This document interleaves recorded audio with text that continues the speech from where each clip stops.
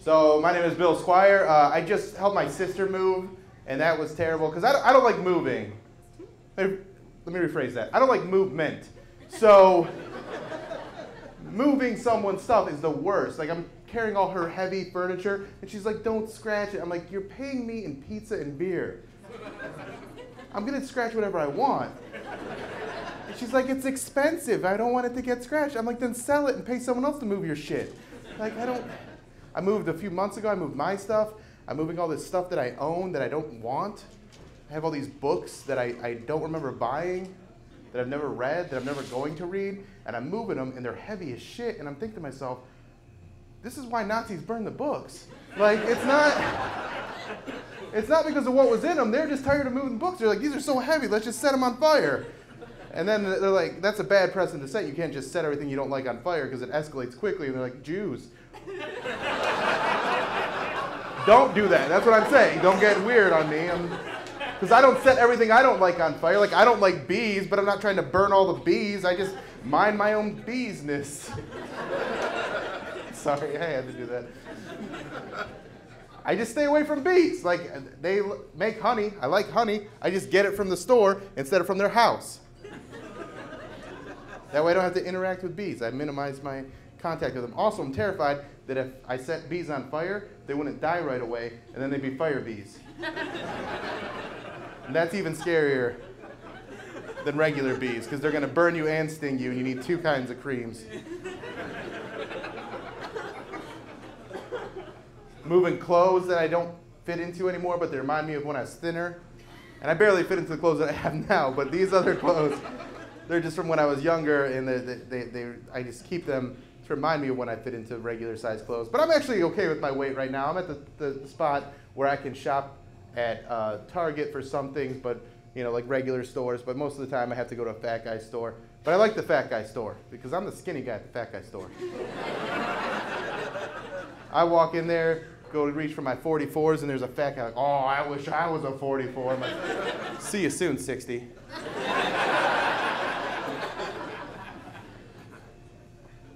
If I had one of those fat guy stores, though, I'd change the rules. I'd make it an option to buy one shoe at a time for all the guys that lost a foot to diabetes. They're like, "Oh, I don't want to pay for..."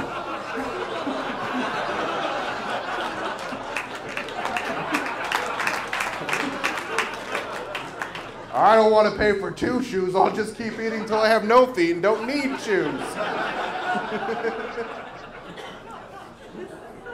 I like how you guys went from, "Oh, okay, let's do it." Trying to work out a little bit just to be healthier. Been going to the gym, which is the worst place ever. There's a lot of people that'll be like, "Oh, if I don't go to the gym, I just feel like a piece of shit." I'm like, really? Because when I go to the gym, that's what I feel like the whole time. Because I feel like everyone's looking at me and laughing at me because they're looking at me and laughing at me. That's exactly what happened. Because I'm not good at the gym. Like, I don't know how to do any weights. Like, I tried to run on a treadmill the other day, and it's so defeating. Because when you're running on a treadmill and it's telling you the distance, it's lying to you. You're not going anywhere. Like you run 5 miles. No, you didn't. You're still here. Run next to this girl. I'm going as fast as I can. She's going as fast as she can. She runs 15 miles. I run about 3 in the same amount of time. And she's like, "How far did you run?" I'm like, "Same as you. Nowhere. We didn't go anywhere. I could have laid next to you on this treadmill, and we went the same distance." Just doesn't mean anything. And then I'm not comfortable running on a treadmill because I'm afraid I'm going to fall because I watch a lot of YouTube videos. And I know if you fall on a treadmill, you get shot off the back. And then I read negative distance to like her. I went backwards. So when I run on a treadmill, I hold on to the bars like an old man with a walker. 1, because I'm afraid I'm going to fall. 2, because I'm heavy, and when I start running, and I have big feet, in my running shoes, it's like my feet are lily pads, and they're just slapping against it. So I use my arms to push myself up a little bit so it doesn't make as much noise. I get a better workout in my arms than my legs because I'm just kind of hovering over it like a like one, with one roller skate. Like that's basically how I run on a treadmill. Because I don't like when my foot slams, it makes this like bass drum sound like whomp, whomp, whomp, whomp. Like I'm trying to summon King Kong to come and get this skinny bitch as a sacrifice. Like, come get her, Kong! No, she doesn't know how to run away. It goes and...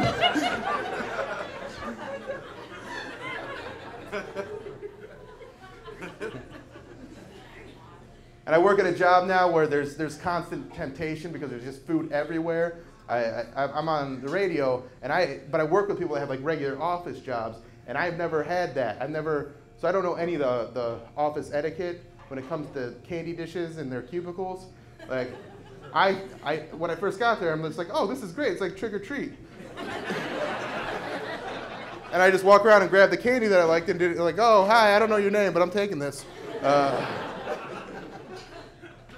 And there's different levels of candy in the office. There's some people that have really good candy, and there's some people that have really bad candy. And I kind of have this theory that the worse the candy, I have this theory that the better the candy, the worse the person. Because they're using the candy as a way to get people to come and talk to them. So like my favorite person to talk to is Keith, and Keith has raisins. But Keith's cool. I can talk about comic books and movies, and it's fun, and I enjoy it. And he's had 9 boxes of raisins the whole time I've worked there. No one's ever touched it. And I'm like, Keith, why do you have raisins? He's like, fruit's nature's candy. I'm like, well, that's why we invented real candy. Because nature's shitty at making candy. Nobody wants to go to Willy Wonka's raisin factory. Like, ooh, watch them get smaller. Watch this thing that is a grape that's kind of delicious become something that just looks like a turd. And I know candy bars kind of look like a turd, but the payoff's way better. You eat a raisin, you're like, yeah, it kind of tastes like a turd. You eat a candy bar, you're like, this looks like shit, but it is amazing. I'll let this happen. But Keith's cool, so I don't mind talking to Keith. And then there's Evelyn. And Evelyn, she's not a bad person, she's just an oversharer. She's got Skittles. So I'll take some of the stuff. She's going to lay a lot of things from her childhood on me. Like the other day, I was like, hey, Evelyn, how was your weekend? She's like, oh, I saw a movie. I'm like, oh, what'd you see? Captain America? Because I saw it. She's like, yeah, I did see that. And I'm like, what'd you think? And she's like, well, it kind of reminded me when I was molested. I'm like, taking 2 bags today. I'll stay and listen to your story, but I'm taking 2 bags. Everything with Evelyn is about molestation or heartbreak or her cat. And now her cat's sick, and pretty soon I'm gonna have to go to a cat funeral. But Skittles. I don't want to stop that. I need those in my life.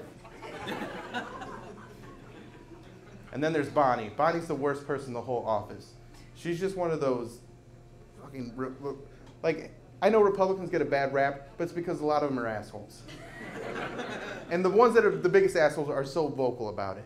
So Bonnie's like one of those Rush Limbaugh listening to militant Republicans that everything's poor people's fault and everything's Obama's fault. And every time I go in there, well, first of all, I'm the only one that goes in there because nobody else wants to deal with her shit, but she's got full-size Snicker bars.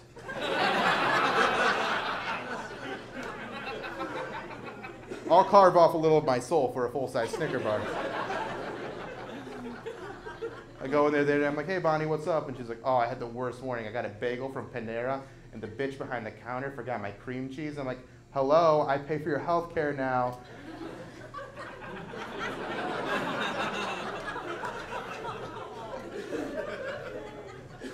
Yeah, fuck poor people.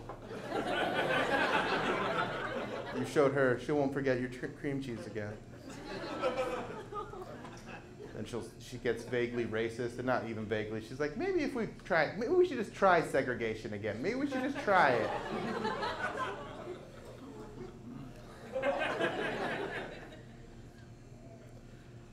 Hey, it's worth a shot, right?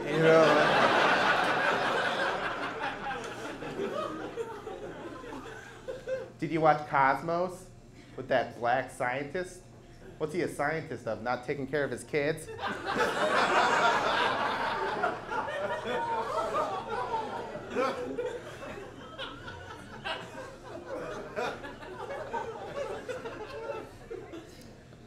Yeah, fuck research. See you tomorrow, baby. All right, that's all for me. Thank you guys all for coming out to the Perfect 10 taping. I hope you enjoyed it. Go on, Anthony.